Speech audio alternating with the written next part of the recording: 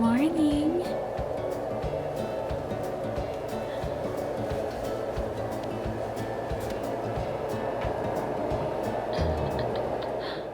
All right, so Kylie just woke up from her nap and we're going to take a quick tour of her Montessori style bedroom. So here is where we have the baby gate to keep her in there just in case, because her bedroom is pretty close to the stairs. But she is able to open the door herself, as you guys will see at the end of the video. All right, and I guess we'll start from left to right. So over here, we have her care of self area that I just had hubby set up. I had him hang a little mirror for her that is at her height and a little shelf that has her brush so she can see herself in the mirror. And she is just learning how to start kind of brushing her hair, I guess. And eventually I'll put some like little bows and things in there for her when she's a little older. Then we have her changing table, which is no longer a changing table. Now it's just a dresser, and it contains some of her extra sheets and some clothes that she hasn't grown into yet, and some of their odds and ends up at the top. The drawers are really, really difficult to get open because it's actually not a very well-made dresser. We ordered it off Amazon, but it's working because now she can't get the drawers open, so it makes it a little safer for her, so she's not going to open them and try to climb into them and possibly hurt herself. So the top part is where her changing pad used to be. Now it just contains her humidifier because it's very dry where we are right now, as well as just some other things, her white noise machine, a lamp, and some things from her party. She got some cute little party shoes and her party hat from her birthday. Over here I have a very simple shelf for her. It doesn't usually ever contain a lot. Usually I keep books in this little corner. This little basket here just contains a couple of her animal figurines, and then I usually have a little stuffed animal or a baby doll of some sort, and I just put the xylophone back there. She used to have that when she was younger and I kept it downstairs, but now she's pretty good at using it on her own, so I put it up here for her. I'm not too worried about her climbing up on it, the fact that it's below the window, but once she's older, I will put a little bar there just to be on the safe side, but right now she's not very good at climbing yet, so it's fine.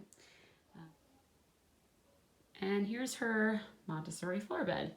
It used to be just a mattress on the floor. However, my husband and I had to kind of create our own IKEA hack, if you will, with I believe it's called a Kura bed, because she kept rolling out of the bed and onto the floor every single night, multiple times, waking up, and she just wasn't getting very good sleep. So we found this and decided we could make it work. My husband's a little bit handy when it comes to woodworking, so he was able to kind of modify it just a little bit. But this is one of those things that actually flips upside down and turns into a bunk bed, and this would be the ladder section, but we're just using it in the bottom bed frame this time, and we took the slats out so that the mattress could actually sit on the floor entirely. So it is now a floor bed with a little frame around it, and she knows how to crawl out of this spot safely to get out of the bed on her own. She does not attempt to climb over the edges ever, even though she probably could. So that's very fortunate.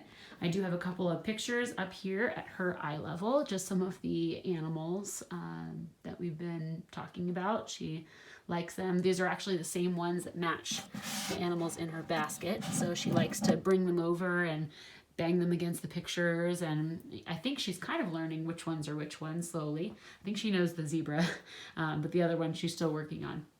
So that's her floor bed. She does sleep with a little blanket now that she's officially one, and a little stuffed animal that she found at the grocery store that she really liked. It's kind of cute. So that's her floor bed. Over here is her closet. That's the only other part in her room. This side is going to be her side. I'm kind of starting to reorganize it already to make it more accessible for her.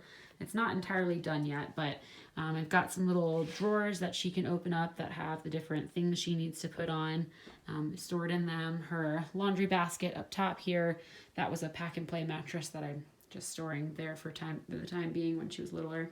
And then I do have a curtain rod up top. It's obviously way too high for her. I'm not even sure if I really want to use it, but if I do, I think I may eventually just get one that goes across the bottom here, and maybe she can store like one or two outfits there that she's gonna wear. I'm not really sure yet, but she's still in the phase where I'm just kind of pulling things out of the drawer and offering her two choices, and she picks what she wants, and we put the other one away, and she's happy with that. So that's kind of where we are now. On the other side of her closet, I don't really ever plan on giving her access to this side till she's older. I'm basically just using it for storage. I've got some of her older clothes down there and some extra blankets. And I'm starting to kind of organize some of her things into different boxes. These are all stuffed animals and whatnot, but it's kind of a work in progress, and it's not an area that she typically ever has access to on her own. So that usually stays closed, and I don't really let her in there.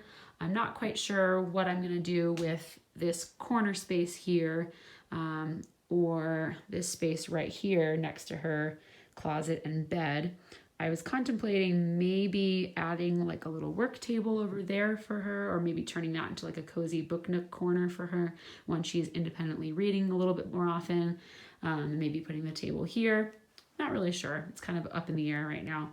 But for now, she is very happy in this room, and we are very happy with it.